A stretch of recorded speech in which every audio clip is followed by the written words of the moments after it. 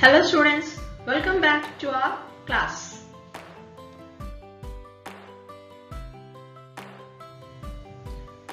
IR Buddy online class 8 unit 6 session 2 A reading. Let us continue with our session.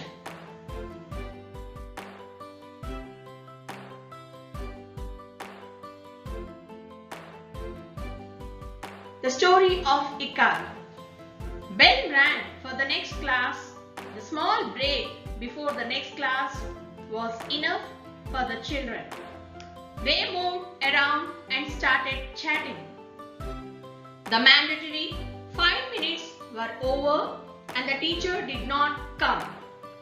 The children started wondering. Ramya, do you think Janaki teacher is absent? Ramya, looking out of the classroom, said, "How do I know?" A few students were grinning. Everyone knew Ramya loved Janaki teacher who taught them social studies.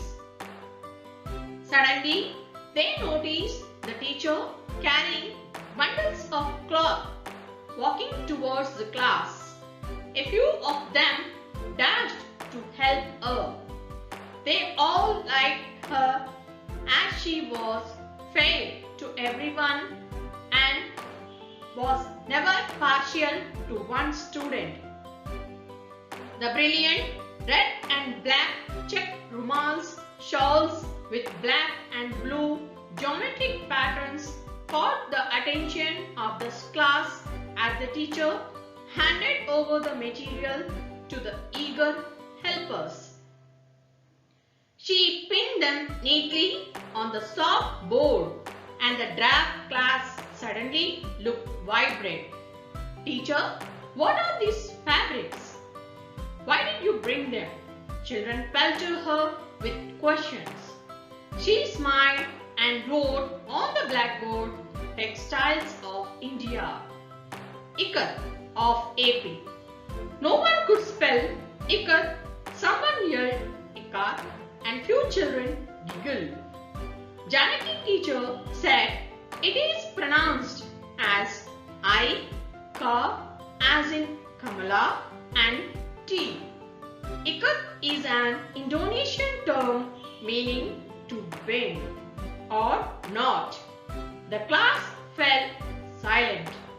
Ramya asked,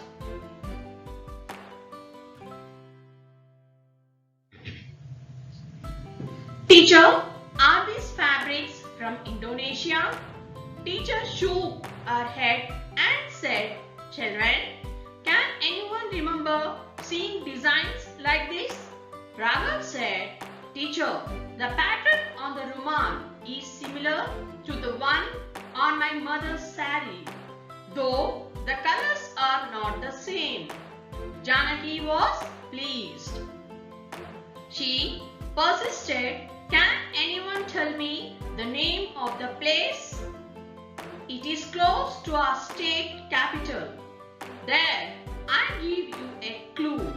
The children started shouting names of all the towns in the state.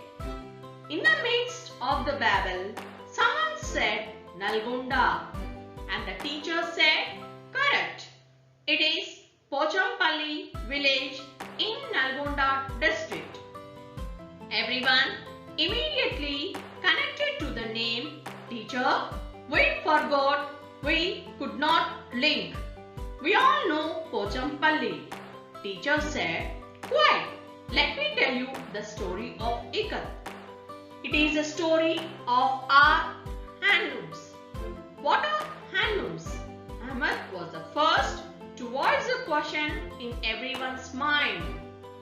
Teacher gazed around the class and said, "A hand-operated loom which weaves and has been weaving fabrics for centuries. In the race with the machine, we have forgotten our heritage."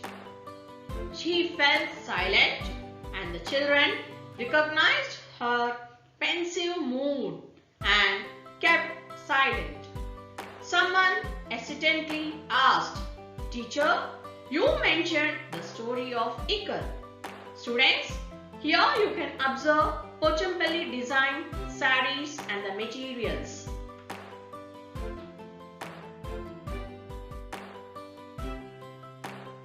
Observe here, it is Nalgonda district map, a village in AP previously, now it is in our Telangana district. Pochampalli, very famous for handloom designs.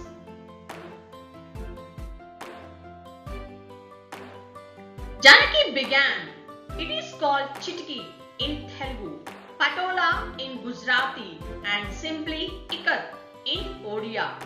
Children's attention was divided between her words and the fabrics as she opened a silk patola saree from Patan, Gujarat. It had a red design on a black background with rows of flowers in the border. The simple leaf design repeated across the body and the flowers in the border created a mesmerizing effect. The teacher said, "Are you thinking about the word Ikar or tie and dye while you are looking at the fabrics? What can be the origin of this word?" No one answered, but looked expectantly and she continued. In hand weaving, we have threads stretched lengthwise called wap and threads intersecting them widthwise called weft. Imagine the graph sheet and the x-axis and the y-axis and how they crisscross to form square motifs. Ahmed was excited. "Teacher, wap is stretched along y-axis and weft along x-axis." The class was thrilled as a new understanding came. Students, here you can see the picture of Chitki and the Patola saree.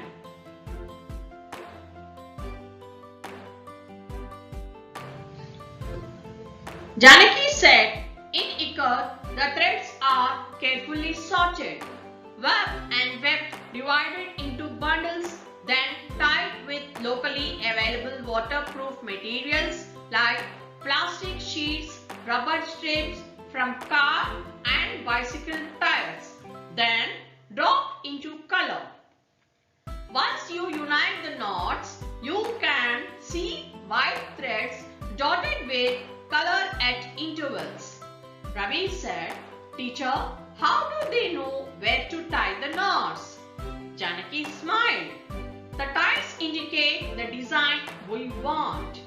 We can look at a design or a motif and a tie." Ravi looked puzzled. It did not seem simple. "Ravi, you are absolutely right," the teacher said. "It is not easy. First, you count the threads, measure the distance, calculate when to repeat a pattern. Only then you can tie the knots." "Teacher, it seems like difficult maths," Ramya said. Students, here you can see the men working on handlooms and the trick of tying knots.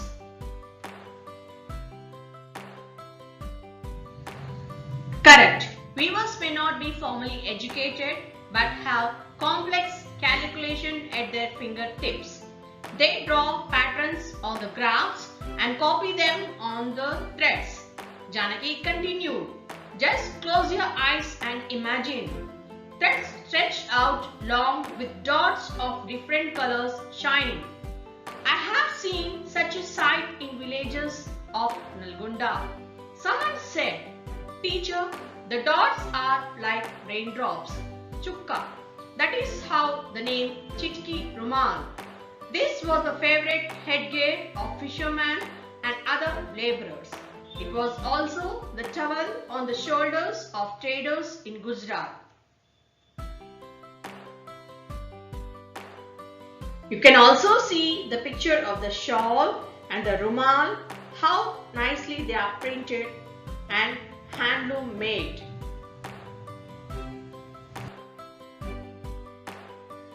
She suddenly thought of another explanation. She asked, "Children, when you have to measure a small quantity of a material, you use a specific word in Telugu." This time, Ramya answered promptly, "Chitikedu." And before she completed, comprehension was written large on every child's face. "Teacher, chitki means small and small dots of color which are characteristic of Ikar."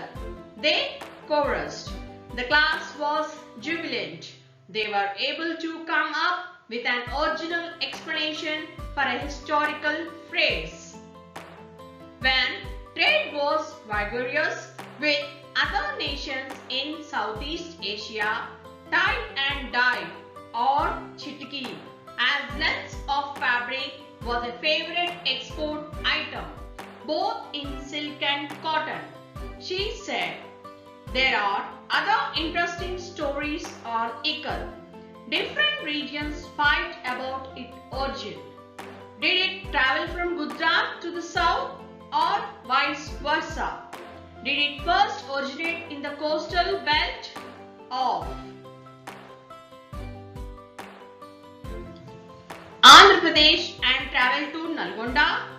There is no systematic historical documentation to resolve this dispute. The class was fully attentive now. For Raksha Bandhan, the tying of the knot was done by yellow and red ikat dyed threads. In our tradition, tying the knot is sacred. Maybe this has a relation to tying and dyeing process. But in parts of Gujarat, Maharashtra and Deccan, designs in Ikar were very much influenced by Muslim culture. The bell was ringing, but the class was lost in a period where vibrant colors and compelling stories were woven into beautiful fabrics. Children, in the story, it deals with the richness of Pochampalli, handloom saris and rumals. Handloom was used in weaving for centuries. It was now overtaken by power looms.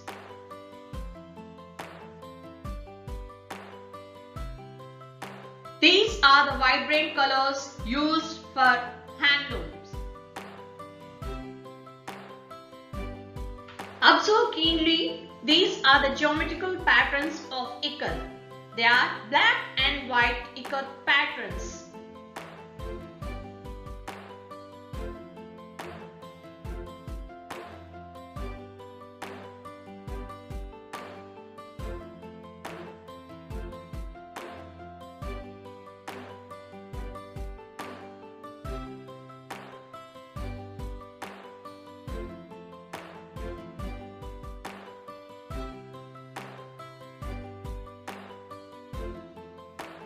Hope you have understood the topic, children.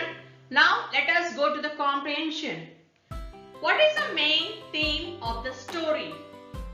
The story deals with the richness of Pochampalli, handloom saris and rumals. It also deals with the use of science by the handloom weavers in an amazing manner. There is a mention of journey of Ikar from Orissa to Gujarat on the way to Nalgonda. How was Chitki Rumal used by different people? Chitki Rumal was used as a favorite headgear of fishermen and other laborers. It was also the towel on the shoulders of traders in Gujarat.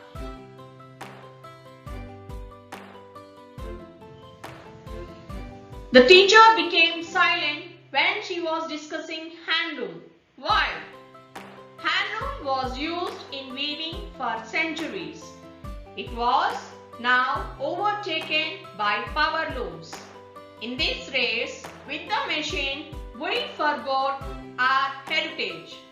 The teacher became nostalgic and became silent. Children's attention was divided between her words and the fabrics as she opened silk patola saree. Why? Children's attention was divided between her words and the fabrics. In the beginning, the children were enthused by the way she described the fabrics. Their attention was completely paid to her words. After opening the silk patola saree, their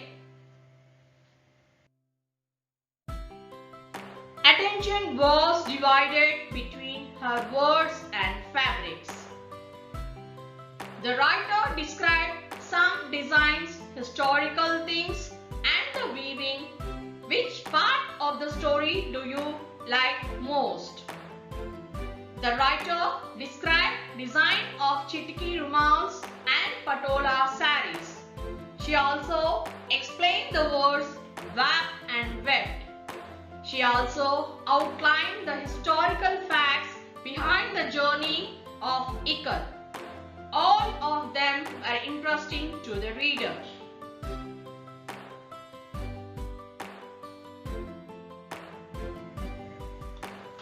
Coming to the home assignment, children, collect different words related to handloom and weaving and write synonyms along with colorful pictures. Visit any handloom industry or textile shop and gather information about Ikar.